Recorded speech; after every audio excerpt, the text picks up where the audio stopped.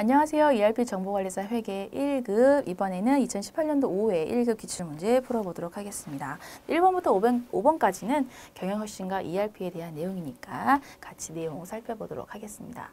네, 1번 문제, 자, ERP의 특징에 대한 거고요. 적절하지 않은 거 찾는 부분이고 정답은 1번이에요. 자, 요거 오픈 멀티벤더 특정 하드웨어 업체에만 의존하는 부분은 아니에요. 어떠한 하드웨어든 소프트웨어든 다 오픈 형태를 채용하고 있어서 다 유연하게 사용할 수가 있다라는 부분이었습니다. 1번이 네, 틀렸다라는 부분이고요. 네, 2번 문제. 자, 요거 ERP와 혁신 기술과의 관계에 대한 설명으로 적절하지 않은 부분인데요. 네, 정답은 1번이에요. 네, 이거 조금 말이 많았지만 결론적으로 각 영역의 업무 프로세스, 개별 업무 이런 거 싫어요. 단위별. 우리는 통합 개념 좋아한다고 말씀드렸죠. 그래서 정답은 1번으로 푸시면 되는 문제였고요. 그리고 3번 문제, ERP 도입의 최종 목적입니다. 고객 만족과 이윤 극대화. 여기 요거는 단일 문제로 잘 나오니까 알아두셔라 라는 부분이었죠. 정답은 3번이 되겠고요. 네, 그리고 4번 보겠습니다.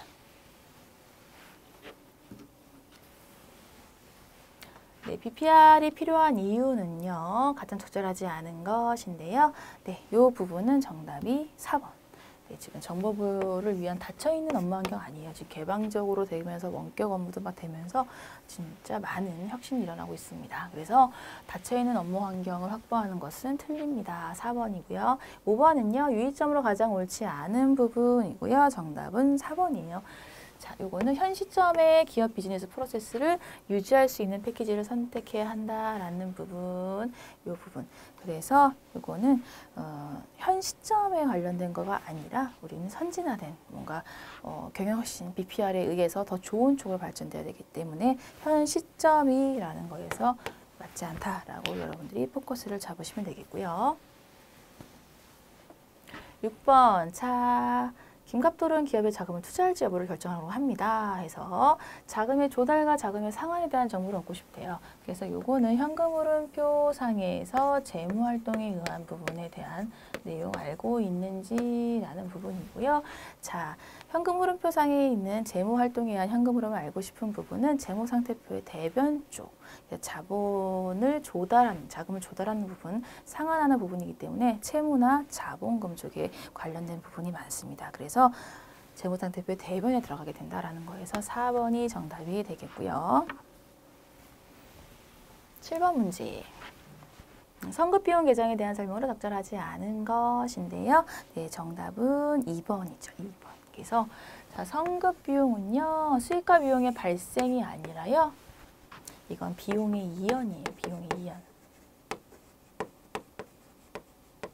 그래서 먼저 받은 비용은 차기로 보내는 거기 때문에 비용의 이연에 해당되는 게 성급 비용입니다. 라는 부분이에요. 그래서 옳지 않다라고 해서 맞추시면 되고요. 8번은요. 자, 단기간 내 매매 차익 목적으로 한다는 거에서 단기 매매 증권인 거를 여러분들이 아시면 되고, 자, 처분 시점의 처분 손익이에요. 자, 단기 매매 증권은 자, 단기매매 증권은 100주에 대해서 이제 처분했을 때의 처분 시점이고요. 단기매매 증권은 기말에 평가를 하죠. 그래서 평가된 부분에 대해서 손익으로 계산을 하기 때문에 장부금액 자체는 공정가치, 기말에 결산 시 기말에 평가가 된 요 금액 자체로 주당 공정가치가 평가가 되면서 장부금액으로 픽스가 됩니다. 그래서 자, 3월 2일 날 매각한 시점과 취득했을 때의 주당 가격을 비교하시면 안 되고요. 기말의 평가 금액과 매각 시점의 금액을 가지고 차액 100원만큼을 해당되는 거를 이익이 된 부분만큼을 여러분들이 계산하시면 돼요. 그래서 100원 곱하기 100주죠. 100주만큼 이득이 났어요. 공정가치보다 매각 시점이 금액이 높기 때문에. 그래서 이익이 발생했다라는 거 일단 파악하시면 되고요. 그리고 이거는 10,000원이죠. 그래서 단기매매 증권 처분이익 10,000원입니다. 라고 해서 1번을 푸시면 되는 문제예요. 그래서 단기매매 증권 처분이익 관련된 거는 기말 평가 시점에 있는 금액을 항상 유념하셔서 푸셔야 되고요. 9번 문제, 결산 후 손익계산서에 제한되는 대손상각비 부분이에요. 그래서 대손상각비 그리고 대손충당금 기말 잔액인데요. 자, 이것도 흐름을 좀 타워가면, 자, 1월 1일에 기초 대손 충당금은 10만 원이었고요. 그리고 7월 31일 날 대손 처리한 금액이 10만 원이네요. 그래서 기중에 대손 처리 만 원이 10만 원이 되었습니다. 그래서 현재 없어요. 그리고 기말에 매출채권 잔액이 500만 원인데 회수 가능액이 450만 원이니까 모자란 50만 원만큼은 기말의 대손 충당금으로 설정을 해야 되는 부분이네요. 기중에 0이었어요. 그래서 이 전부 50만 원 전체를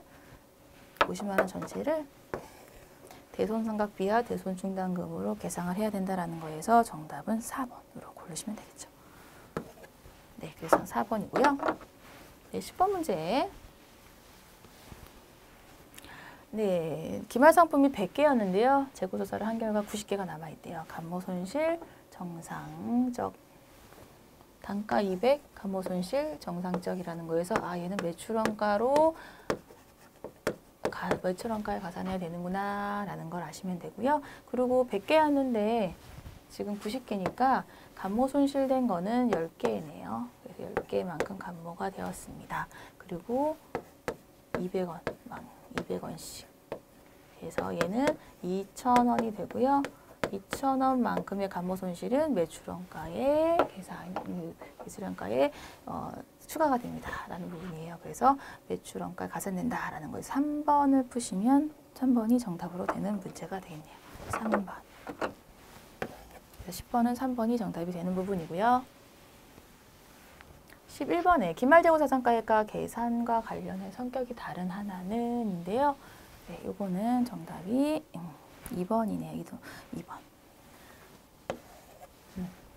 네, 요거 이동평균법은요, 기말재고자산 가액을 구하는 거고요. 계속기록, 실질재고, 혼합법 이런 것들을 수량 결정하는 방법이에요. 그래서 이동평균법만 재고자산 가액의 재고자산 가액 계산에 관련된 부분입니다. 이동평균법. 그래서 2번 정답으로 맞추시면 되고요. 네, 12번은요. 예, 기업회계 기준에 의해서 유가증권에 관한 설명입니다. 옳지 않은 것인데요. 네, 정답은 2번이네요. 네, 그래서 단기예매증권 그리고 만기보유증권은요. 네, 매도 가능 증권 요거는 공정가치로 평가를 해요. 그래서 단기예매증권 평가 손익 같은 경우는 손익계정 쪽으로 손익계산서에 바로 반영이 되는 부분이고, 매도 가능 증권의 평가 손익 같은 경우는 이제 기타 포괄 손익 누계액으로 해서 계산이 되는 부분이죠. 근데 만기보유증권 요거는요, 사채라고 보시면 돼요. 거의 사채 관련된 거다 보니 요거는 상각후 원가로 평가를 하죠. 유효이자율법에 의한 상각후 원가로 평가를 합니다. 라는 부분에서 공정가치로 평가하는 부분은 아닙니다. 그래서 정답은 2번이 옳지 않다라고 보시면 돼요. 13번은요. 자, 수익적 지출을 자본적 지출로 잘못 회계 처리한 거다 보니까 수익적 지출인 경우에는 이제 비용으로 처리를 해야 되는데 자본적 지출인 자산으로 처리가 된 부분이죠. 그렇기 때문에 비용으로 해야 되는데 자산으로 처리가 됐으니까 비용은 과소가 됐겠고 자산은 과대가 됐겠네요. 그렇게 해서 봤을 때 정답은 비용의 과소 4번. 이게 정답이 되겠습니다. 네, 13번은 4번이 정답이 되는 문제였고요.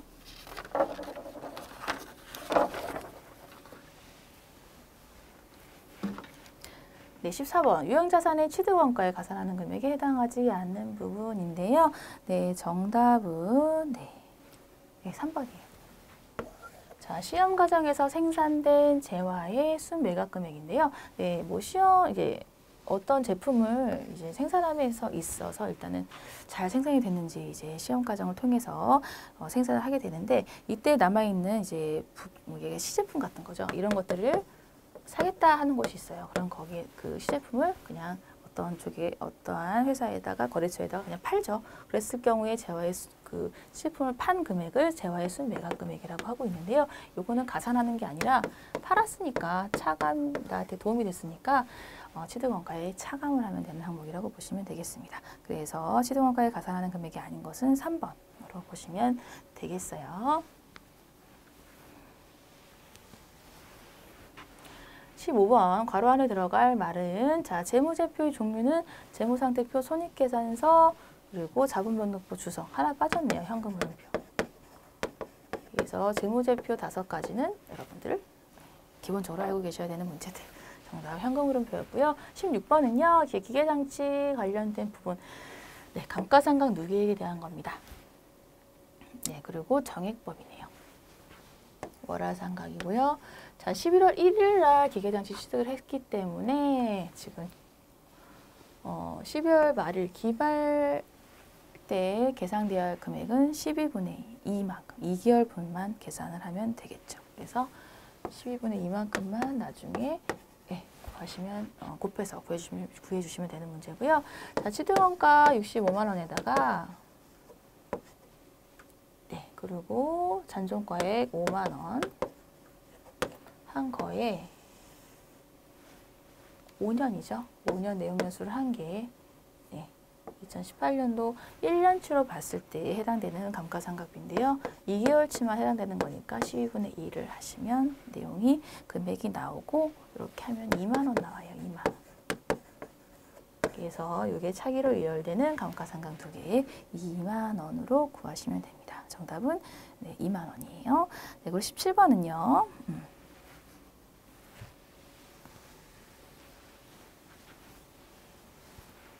네, 자, 화재로 인해서 소실이 됐다. 그래서 손실된 상품의 원가를 추정하라라는 부분입니다. 네, 그래서 요거는 자, 매출 원가를 구하는 공식에다가 대입을 할 텐데요. 기초 재고 플러스 단기 매입에다가 마이너스 기말이에요. 여기 공식에다 대입해서 구하면 되는 부분이고, 네, 기초는 120만 원 있으니까 있는 것들은 바로 적어주시고, 단기 매입 340만 원. 네, 여기 기말, 현재 기말을 모르는 거죠. 기말을 모르는 상태. 얘를 알아야 손실된 상품을 알 수가 있는 부분이고요. 자, 여기서 매출원가 부분은 매출 총 이익률을 대입을 해서 푸시면 되는데요. 매출원가는 매출액인 450만 원에다가 매출 총 이익률 30%를 뺀 금액만큼이 매출원가가 됩니다. 그래서 이걸 구하시면 3150000 이렇게 매출원가가 도출이 되고요. 네, 기말 X는 165만 원 되는 부분입니다. 정답은 165만 원. 요만큼이 소실된 상품의 원가로 추정이 된다라고 해서 푸시면 되고요. 네, 18번 문제는요. 부가가치세법의 특징에 대한 부분이 되겠고요. 정답은 1번이에요. 그래서 부가가치세는요. 최종 소비자가 하는 것까지는 맞는데요. 직접세가 아니라 간접세입니다. 그래서 부가가치세의 특징들에 대해서 알고 있는지 물어보는 거였고요. 19번은요. 낙수의무제에 대한 설명을 가장 옳지 않은 부분이라서 정답은 2번으로. 자, 시내버스 사업자는요. 면세사업자예요. 그래서 우등버스나 이런 것들은 과세사업자지만 시내버스 사업자는 면세사업자이기 때문에 부가가치세 납세의무를 지지 않습니다. 라는 거에서 2번을 푸시면 되는 부분이고요. 20번, 자, 부가가치세에 대한 설명을 옳지 않은 부분이고요. 정답 20번은 2번입니다. 상호 변경으로 사업자 등록 정정을 하는 경우는요. 네, 7일 이내가 아니라 3일 이내. 3일 이내. 재교부해야 된다라는 부분입니다. 그래서 사업자 등록 정정을 하는 경우는 7일 이내에 재교부 아닙니다. 라는 부분이고요. 네, 그리고 상호 변경은 네, 상호 변경하는 경우는 당일이에요. 당일 처리가 되는 부분이에요. 네, 그래서 상호 변경은 당일 처리되는 부분입니다. 네, 그리고 21번은요. 일반과세 사업자가 사업자 등록을 하지 않았을 경우에 네, 부가지세법상 제재에 관한 부분이고요. 네, 정답 21번 정답은 3번이에요. 3번. 그래서 공급가액의 0.5%가 아니고요. 1%. 1%. 그래서 틀렸습니다. 그래서 가산세 문제가 나오면 조금 어려운 문제였다고 생각하시면 되고요. 뭐 이참에 알아두시면 되니까 네, 1%다라는 거 알아주시면 되고 22번은요. 부가가치세법상 매입세액 공제 가능한 부분인데요. 요 부분은 자 2번입니다. 자, 제품 운반용 화물차는 영업용으로 쓰고 있는 거기 때문에 영업용 관련된 부분에 대한 구입에 대한 거는 매입세액 불공제가 아니라 매입세액 받을 수 있습니다. 그래서 비영업용은 안 되지만 영업용은 됩니다. 라는 걸로 해서 22번은 2번 푸시면 되고요. 자, 23번 네, 법인세 과세표준 및 세액신고서 필수적 첨부 서류에 해당하지 않는 부분인데요. 네, 이거 정답은 2번이죠. 자본변동표는 해당되지 않습니다. 네, 다른 것들은 다 해당되니까 눈에 익히시고 외워주셔야 돼요. 이런 부분들은. 그리고 24번은요. 자, 사업연도가 2월 말까지인 경우에요. 그래서 사업연도 기준, 사업연도 종료일 이후 3월 이내에 신고 납부죠. 그래서 2월 말일인 경우에는 3, 4, 5월 31일까지. 그래서 24번은 5월 31일. 이게 정답이 되었었고요. 자, 25번은요. 자, 16기 법인세 과세표준을 계산하면 얼마인가인데요. 자, 16기 해당되는 게 2017년도였네요. 자, 당기순이익 부분, 네, 요거에서 네, 요거 과세표준에 들어가는 부분 맞고요. 자, 2월 결손 부분 6기예요. 그래서 지금 16기이기 때문에 역산해서 풀면 10년 내에 있는 이용 결손금은 결손금 처리해주지만 10년 이내가 아닌 부분은 처리 안 해줍니다. 7기부터가 10년 이내에 들어와요. 그래서 요거는 과세표준에서 차감되지는 않고요. 그리고 접대비 한도 초과액은 송금 불산입이니까 플러스 된다라는 부분에서 정답은 5,500만 원. 네, 이게 정답이 됩니다라는 부분이에요. 그래서 5,500만 원이 정답이었고요. 그리고 26번 관련된 문제.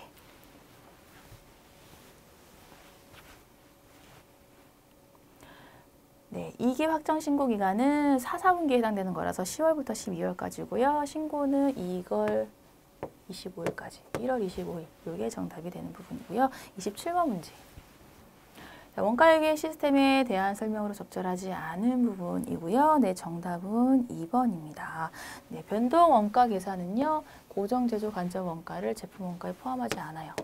변동비 해당되는 부분만 제품 원가에 포함을 하고 있어서 고정제조 관점 원가를 제품 원가에 포함하는 부분은 아닙니다. 그래서 요거 27번, 2번이 정답이 되고요. 원가회계 부분은 좀 계산형의 문제들은 상당히 쉬워지면서 이렇게 이론형의 문제로 막 나오기 시작했으니까 이론적인 접근으로 많이 좀 연습을 지금 이제부터 좀 해주셨으면 하고요. 28번 문제도 그런 형식이에요. 원가의 분류에 대한 설명으로 가장 적절하지 않은 부분이고요. 네, 정답은 네, 4번입니다. 원가는 자산과의 관련성에 따라서 통제 가능 원가, 통제 불능 원가 이렇게 분류된다라는 부분은 아니고요. 소멸원가, 미소멸원가로 분류됩니다. 이렇게 해서 자산과의 관련성에 대한 부분은 이렇게 되어 있고요. 통제 가능 원가와 통제 불능 원가는 책임 중심점에 따라서 되는 게 통제 가능 원가, 통제 불능 원가입니다. 그래서 4번이 틀렸다라는 부분이고요. 자, 29번은요. 자, 원가 유형별로 해당되는 원가를 표시한 부분이고, 자, 기본 원가, 가공 원가, 제조 간접 원가에 대한 부분인데요. 자, 기본 원가에 들어가는 거는 이제 직접 노무 원가랑 직접 재료 원가가 기본 원가에 들어가는 거라서 1, 2, 3, 4번은 일단 다 해당되고, 가공 원가에 들어가는 부분은 일단 직접 재료 원가가 빠지고요. 그리고 제조 간접 원가에 들어가는 부분에서 직접 노무 원가는 빠지겠네요. 그래서 정답은 1번이 되겠죠. 그래서 29번은 1번. 30번은요. 자, 지급수수료에 대한 자료이고요. 자, 단기 총제조 비용에 포함될 지급수수료의 단기 발생액인데요. 자, 이번 달에 지급한 수수료와 이번 달에 아직 미지급한 지급수수료 네, 요만큼 플러스한 28만 원에서 지난달 거를 빼주시면 단기 발생액 25만 원이 구해집니다. 그래서 25만 원에서 30번은 25만 원으로 풀어주시면 되는 문제였고요. 31번은요. 자, 제조과정 원가를 예정 배부했을 때의 실제 발생액이에요. 그래서 1번은 예정 배부일 때고요. 2번 요거가 실제 발생액이라고 보시면 됩니다. 그래서 요거는 4,800 요거 실제 발생액 4,800원을 찾으시면 되는 상당히 간단한 문제였습니다. 그래서 원가는 점점 간단해지고 있어요. 32번은요. 가공 원가를 계산하면 얼마인가인데요. 가공 원가는 직접 노무 원가에다가 제조 간접비죠. 직접 노무 원가. 제조 간접비니까 간접 노무 원가 포함되고 직접 재료비 회화 안 되고요. 제조부니까 제조부의 제조 간접 원가 해당되고 제조부니까 그 생산 관련된 거니까 전력비 해당되고 영업부의 광고 선점비는 판관비에 해당되는 부분. 그래서 2,100원에 200원, 500원, 700원 다 더하시면 3,500원이 나옵니다. 그래서 가공원가는 3,500원이 되는 문제였습니다. 네, 이렇게 해서 5회 기출문제 같이 풀어봤습니다. 네, 모르시는 문제는 반드시 복습하고 가시길 바라겠습니다. 이번 시간도 수고 정말 많으셨어요. 감사합니다.